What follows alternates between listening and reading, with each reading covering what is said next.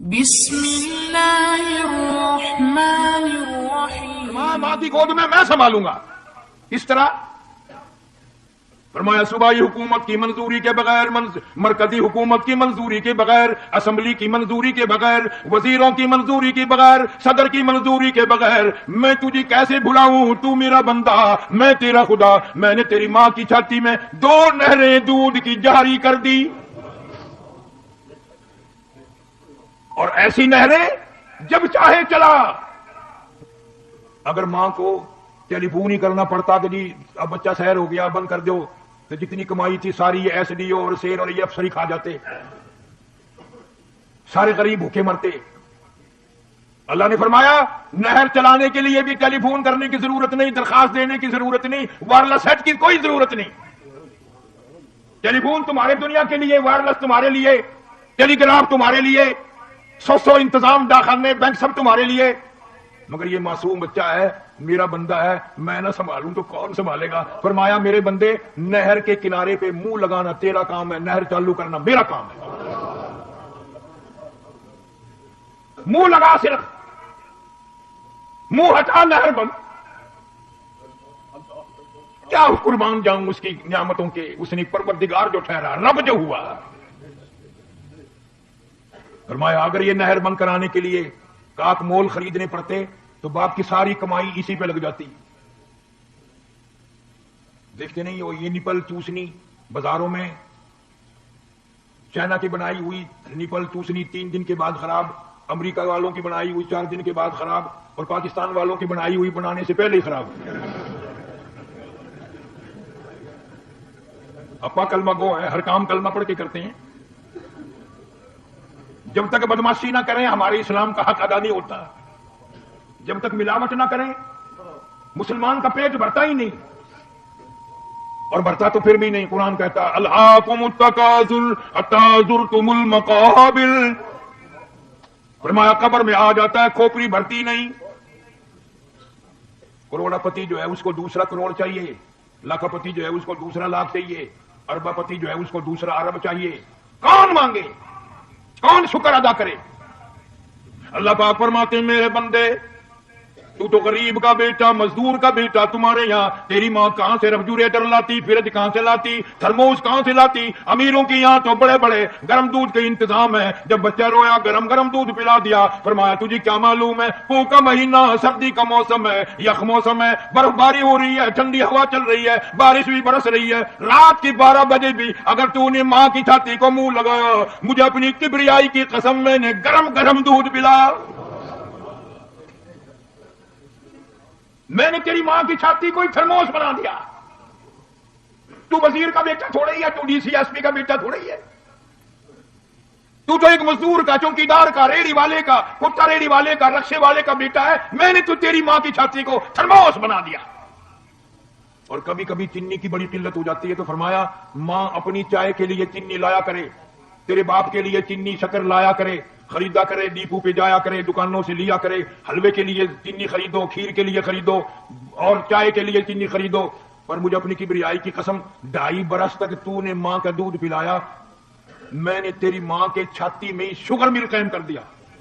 ایک دن بھی پھکا دودھ نہیں پلایا، اندر ہی اندر میں نے ضرورت کے مطابق میٹھا بنا کر ملا کر تجھے کھیر پلایا. جو خدا ماں کی چھاتی میں شوگر مل قائم کر دے، جو خدا ماں کی چھاتی کو تھرموس بنا دے، جو خدا ماں کی چھاتی کو ریفریجریٹر بنا دے، وہ خدا کہتا ہے آ میری عبادت کر، میرا قرآن پڑھ، میرے محبوب کریم صلی اللہ علیہ وسلم کی ذات اقدس کو مان، فرمان کو مان.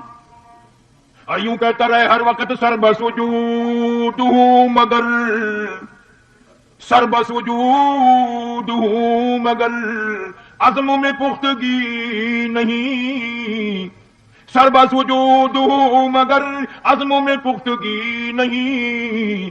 قائل بندگی تو ہوں قابل بندگی نہیں، قائل بندگی تو ہوں قابل بندگی نہیں. او میری پروردگار کیا ٹھکانہ میرے گناہوں کا، کیا ٹھکانہ میرے عیبوں کا، کیا ٹھکانہ میری برائیوں کا. زمین و آسمان کا خلا پر ہو جائے، بڑا شرمندہ ہوں، بڑا سیاکار ہوں، بڑا گناہگار ہوں، تیرے کرم کے امیدوار ہوں.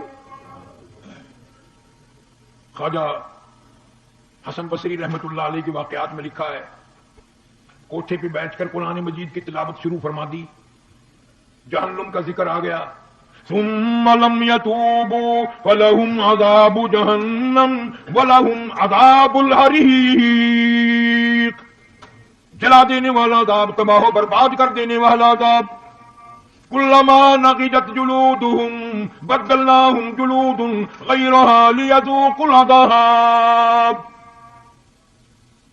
خواجہ حسن بصری رحمت اللہ علیہ اللہ کے خوف سے ڈر کر، اللہ کے قہر سے ڈر کر اتنے روئے کہ پرنالے سے نیچے ٹپکنے لگا۔ تجھے تو یقین نہیں آئے گا، تیرے دماغ میں خدا کا قہر کبھی آیا ہی نہیں، تو کبھی رویا ہی نہیں، تجھے کیا پتا رونے والوں کی آنکھیں گل گئی، رخساروں پہ بہ بہ کر آنسوؤں نے نالیاں بنا لی تھی صحابہ کرام رضوان اللہ تعالی علیہم اجمعین کے۔ ایک آدمی نیچے سے گزرا، اس کے پٹکے پہ قطرے ٹپکے، ناراض ہو کر کہنے لگا، اوئے کون ہے کوٹھے پہ میرا کپڑے پلیت کر دیے؟ آواز آئی، میں حسن بصری کے آنسوؤں کا پانی ہے، میں حسن بصری کے آنسوؤں کا پانی ہے۔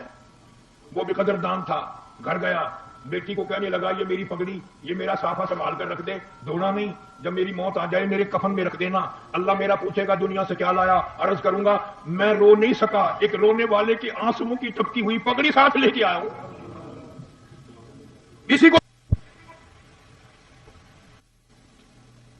اسی لیے فرمایا تم نے روزہ رکھا میرے لیے، ہر عبادت کا بدلہ فرشتوں سے دلوائیں گے، نماز کا بدلہ فرشتوں اٹھو محلات دے دو، سونے چاندی کے مکان دے دو، مشک و عنبر زعفران کے گارے کے بنے ہوئے محلات دے دو، اتنی نہریں دے دو، اتنے مکان دے دو، اتنی حوریں دے دو، زکات کے بدلے میں یہ دے دو، خیرات کے بدلے میں وہ دے دو، جتنی بھی عبادات ہیں ساریوں کا بدلہ فرشتوں سے دلوائیں گے۔ جب آئے گی روزے کی باری، جب روزے کی باری آئے گی، اللہ فرمائیں گے فرشتوں روزے کا بدلہ دینا تمہارے بس کا کہاں ہے، روزے کا بدلہ جنت میں کہاں ہے، روزے کا بدلہ محلات میں کہاں ہے، روزے کا بدلہ جنت الفردوس میں کہاں ہے؟ میرے بندے نے روزہ میرے لیے رکھا، اس کا بدلہ بھی میں اپنے ہاتھوں سے دوں گا۔ روزے کی جزا، روزے کا بدلہ، روزے کا ثواب میں اپنے ہاتھوں سے دوں گا۔ اور ایک روایت میں یہاں تک فرمایا دوں گا کیا، روزے کے بدلے میں رب کی ذات موجود ہے، مانگ کیا مانگتا ہے، دینا لینا کیا، فرمایا میں ہوں، روزے کی جزا میں ہوں، روزے کا بدلہ میں ہوں، روزے کی فضیلت میں ہوں، روزے کی جزا دینے والا میں ہوں، میری ذات موجود ہے، مانگ کیا مانگتا ہے۔ جو روزے نہیں رکھتے انہیں کیا کرنا، انہیں تو پتہ ہی نہیں نا۔ کئی سفر میں بیماری میں سوچ لیتے یار قضا رکھ دوں گا، قضا ہی نکال دوں گا۔ یہ مسئلہ حضرت علی رضی اللہ تعالیٰ عنہ نے سمجھایا۔ کس نے؟ حضرت علی رضی اللہ تعالیٰ عنہ نے سمجھایا۔ یہ جو دل تسلی کر لیتا ہے نا، سفر ہے قضا نکال دوں گا، سفر ہے بیماری ہے قضا کر دوں گا، یہ ہے۔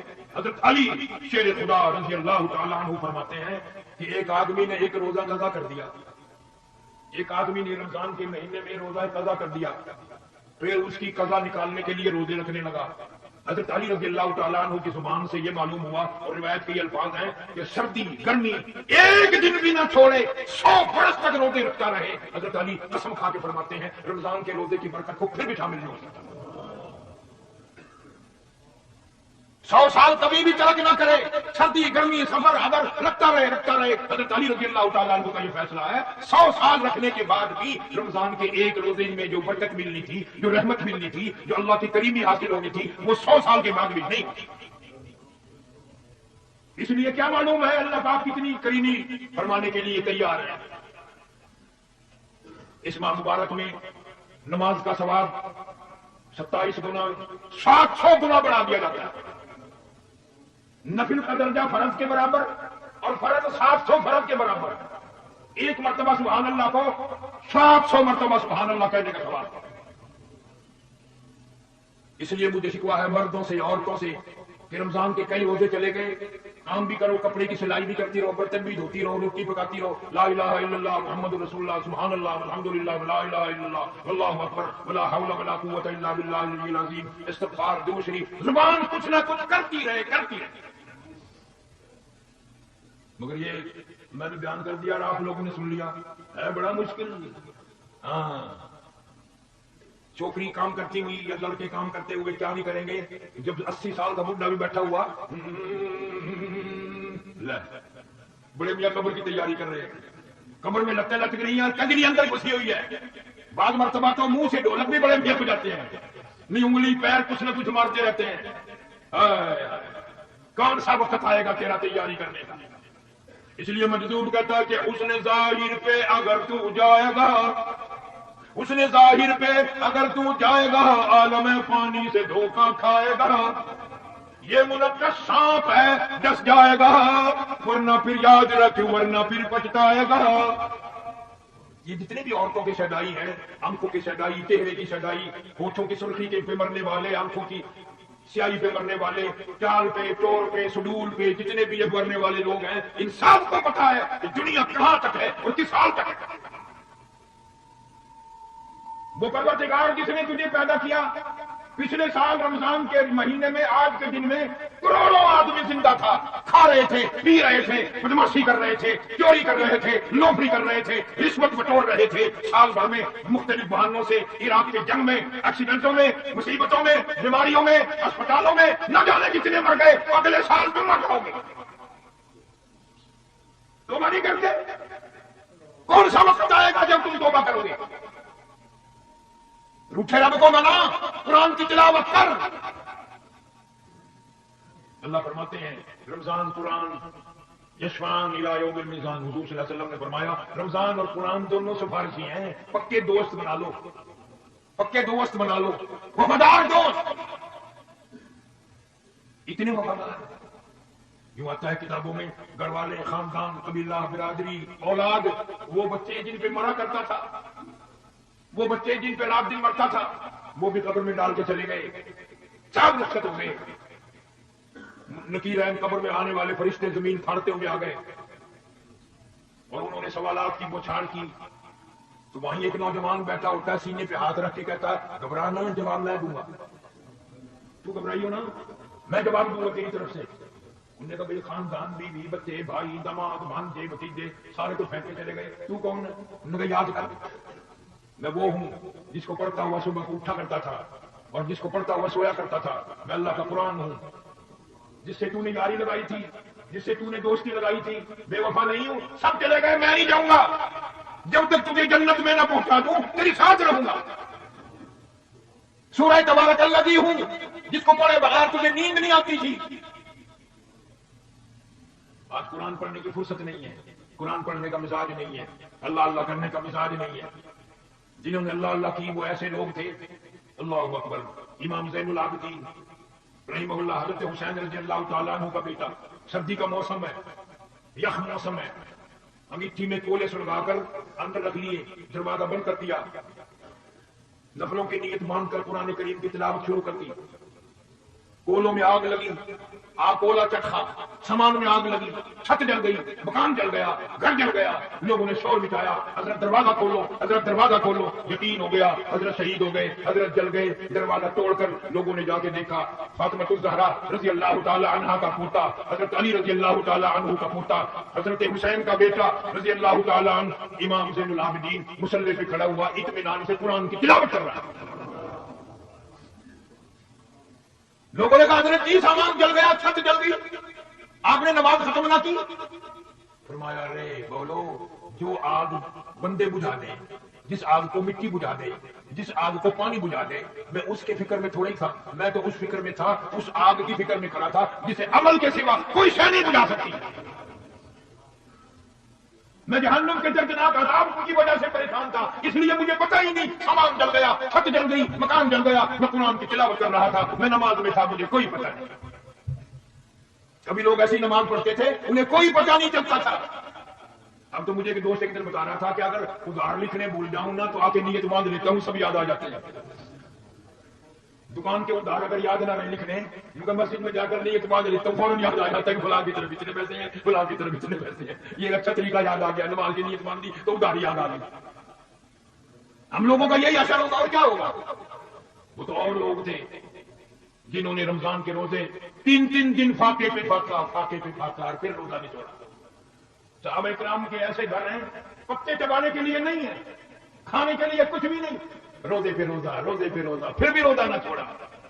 آج اللہ تعالیٰ نے ہزاروں نعمتیں عطا کی ہیں، ہزاروں کھانے، ہزاروں پینے کے لیے، پھر بھی اگر روزہ نہ رکھے تو اس سے بڑا لعنتی کوئی نہیں۔ اور علل اعلان کھانے پینے والے کے بارے میں تو فقہاء نے بڑی تاکید لکھی ہے۔ جو سگریٹ پیتا پھرے، بیمار ہے، شرعی عذر بھی ہے، روزہ نہیں، بلکہ عورت مینٹلی کورس کی وجہ سے روزہ نہیں رکھ سکتی، جائز نہیں ہے روزہ رکھے، لیکن پھر بھی حکم ہے، ٹھیک ہے میرے حکم سے تجھے یہ عذر پیش آیا، لیکن احترام رمضان تجھے بھی رکھنا پڑے گا، رمضان کا اکرام تجھے بھی کرنا پڑے گا، خبردار لوگوں کے سامنے کھاتی پیتی بھی نہیں ہوگی۔ جو خدا سچا کو، مینٹلی کورس والی عورت کو علل اعلان نہیں کھانے دیتا اور منع کرتا ہے کہ تو بھی احترام کر، یہ دومن کی لاش، یہ بڑے بڑے نوجوان، یہ بڑے بڑے آفیسر، یہ بڑے بڑے دولت مند جو علل اعلان کھاتے پھرتے ہیں، خدا کی قسم اگر اسلام کی حکومت ہوئی ان کے سر قلم کر دیے جائیں۔